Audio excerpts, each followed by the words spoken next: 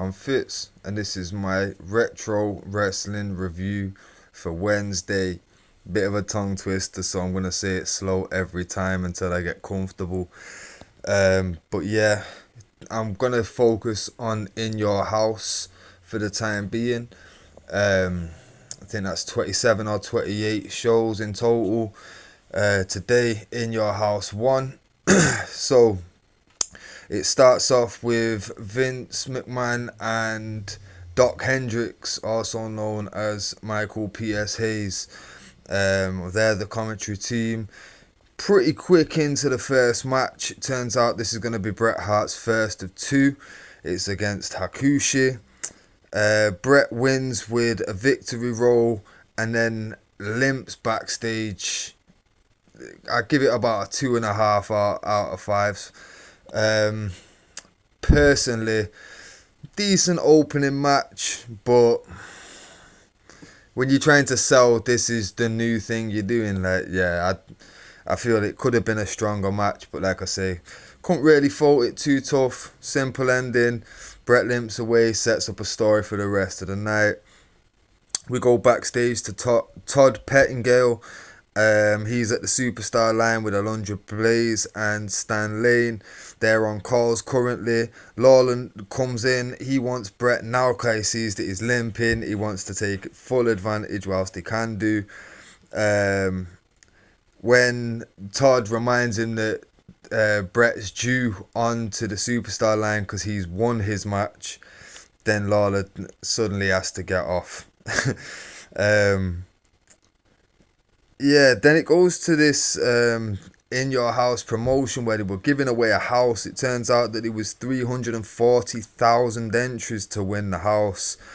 Um, yeah, look, and they're going above and beyond. They've got this big security truck bringing all the entries to the arena and all that. It's all a bit mad, but yeah, like I say, bit of a crazy promotion. If you think of if they do that now, like that, yeah, that's crazy. Imagine how many entries they'd have from all over the world. But yeah, so the house is some house in Florida. I don't know. Bruce Pritchard said on his podcast that it was a nice house. There was nothing over the top or special about it. But yeah, that's the story of that. Next, we've got Double J and the Roadie making their entrance. Razor Ramon's quickly backstage, says that it's been 2-on-1 his whole life and he's not bothered about it. Essentially, he goes to the ring. It's Razor versus Double J and Roadie. Razor kicks Double J into Roadie, knocking Roadie off the apron. Razor's edge. Razor wins. Then Roadie comes into the ring, gets put up for the Razor's Edge after the match. Like, it's basically one for you as well. And Double J attacks his leg, hits him with a figure four leg lock. And then Aldo Montoya runs out, interferes unsuccessfully. And then we see a debuting Savio Vega not return, but return to WWE from, I think, his days was as Kwang in the new generation. But yeah, he's debuting as a whole new character, and it turns out that Razor and Savio are longtime friends from back on the mean streets of wherever Razor's supposed to be from. But yeah, I give the match a 2.5 out of 5. Pretty decent. You couldn't really expect too much given the time limitation of the match, and obviously it's a 2-on-1, so they're obviously gonna play a certain story in that match, and obviously pretty textbook match for handicap, but I enjoyed it still. Lawler's backstage again. He wants Bret still. Now he's trying to take full advantage of this bad knee that Bret's got. We go to a Sid like promo package slash vignette. Bit of a weird mix up of a few things in there, but yeah, it's just a bit of a hype package. Then we go to WWF merch, and it's kind of crazy to see that there's just one Bret Hart shirt that they're trying to promote, and it's one size fits all, and it's an extra large. So that's crazy considering WWE shop now and how much merch is there and the revenue they actually make from merch. Like, yeah, it's a bit mind blowing to see that you only have one size and it's XL. So any kids that like Bret, unlucky until you're a grown adult that's extra large. But yeah, then we go to the next match, Mabel and Mo. It's a Mabel in a singles match against Adam Bomb. It's a King of the Ring qualifier match, and it's essentially a squash match. I'm not gonna do this whole half a mark, so I'm just anything after one can get a half, but lowest we're gonna do here is a one. This is a 1 star, basic squash. Todd Pettingale's backstage now with Razor, introducing Savio as his old friend. This is where it's kind of cemented, like, yeah, these two know each other from back in the day. Then we go to a tag team match. It's the Smoking Guns versus Yoko and Owen. Lawler's coming out ringside during the entrance of Yoko and Owen, basically saying that he wants Bret now. Forget the tag match. He wants Bret. And yeah, basically he gets sent to the back. Yoko and Owen come in, do their match. It's a fairly quick match. Jim Cornette causes the distraction. Yoko then leg drops on Bart going outside the ring, throws Bart in. Owen pins. Again, really simple match. It did seem a bit of a squash. 1.5, I'd say. And I'm only probably giving it the extra half a star because Owen Hart's in the match, and I really love anything Owen Hart does. Next, we've got Diesel backstage. Bit of a weird interview. He says it's his first Mother's Day since his mother passed. So he's coming for Sid now after Sid attacked HBK with, I think it was like 5 power bombs or something on a Monday Night Raw beforehand.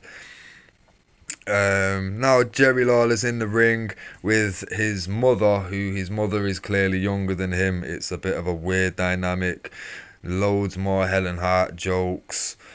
It's pretty cringe, I'm not gonna lie, but it was stereotypical heel work of the day. So, and it was Jerry Lawler. That's what Jerry Lawler did best. Now Bret's backstage. He's not limping. It was all a ruse, all a plan to get Jerry Lawler confident and in the ring and whatever. Jerry Lawler obviously doesn't know any of this. He's still in the ring, goading, saying he wants Bret now. Then Bret makes his entrance. He's shows the crowd that he's fine, but as he turns round the bend of the aisle, so now Jerry Lawler can see him, he limps for a second and then just bounces and he's fine. And now Jerry Lawler starts to shit himself and he realizes, I've been had. So now we're gonna get into the match. It was a fairly basic match of what you'd expect, but then essentially it comes to a rope spot. A rope spot with the ref, where the ref's tied up like someone distracting. It was Hakushi's manager. I can't remember. Kimshi. It wasn't Kimshi. I don't remember what his name was, but Hakushi's manager's on the ropes anyway. Hakushi comes out, interferes. Jerry Lawler hits with the roly-poly. It was the worst roll-up I've ever seen in my life. But yeah, hits a roly-poly and wins. Post-match, it's a double team that kind of goes wrong. Hakushi and Jerry Lawler double teaming Bret Hart. Bret Hart ends up taking over, becoming like the one that stands tall at the end, essentially. Now, I'm going to say it wasn't as good as the Hakushi match, but it probably was the next best match on the card, even though it did have a lot of Jerry Lawler shtick. I'm not going to lie, I did enjoy it for what it was. Obviously, there will be other 2-star matches that come along that you'd be like, well, how does that even compare? But it's taking matches for what they are and knowing, okay, just looking at who the competitors of the match are and knowing what to expect of that match. Now we go to the In Your House competition winner. They tried to make a phone call to the winner. It doesn't even go through, so they've got to try again. They finally do get through. The winner seems genuinely surprised, like genuinely shocked. But yeah, it was a bit of a. You could have done that in like at the very open of the show or something, like to break up like before the main event with that. It was a bit. Yeah, like I say, placement of things like that. You can put that early in the show, middle of the show. It's not going to be as noticeable, but it just killed a bit of the vibe for me. Now, main event, we've got Sid versus Diesel for the WWF title. Really slow match, really reminiscent of golden era WWF style matches where it's just two big men just lumbering around. Diesel kicks out at a power bomb. Diesel power bombs Sid, and before he can get the pin, Tatanka interferes, and it's a DQ. Post match attack where everyone's just beating down Diesel for a sec. Bam Bam Bigelow comes out, saves Diesel. Again, really, because it was so slow, so lumbering. I feel like both of these guys need a smaller, like a Bret Hart or a Shawn Michaels, to bump around them for their matches to really be efficient or effective. For me, one star, really poor.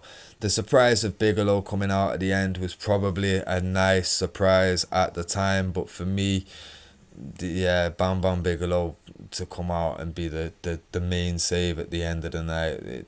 Another big lumbering guy. Obviously, I know he was a lot more athletic considering his size, but yeah, for me, it didn't tick any boxes.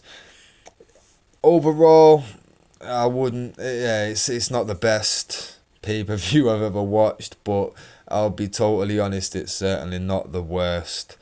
Could definitely do worse, but there is definitely many better pay-per-view events, and hopefully many better In Your House events left to come in the reviews.